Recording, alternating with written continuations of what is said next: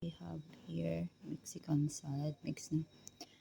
Dahil nakalimutan ko yung So, under it, mga lettuce. Yan, curly lettuce, purple lettuce.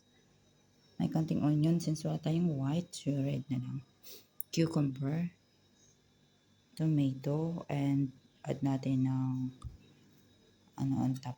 I-add na lang natin sa top yung corn. Just gagawa tayo ng dressing. Nuba na lang lagay natin sprinkle on the top. So, there you go. Refrigerate muna natin. Habang gumagawa tayo ng ating dressing. Milk, lemon, garlic, mayonnaise, konting sugar pala, salt, mayonnaise natin, and black pepper. It looks yummy ang ating dressing. Yan. Have a nice day, everyone.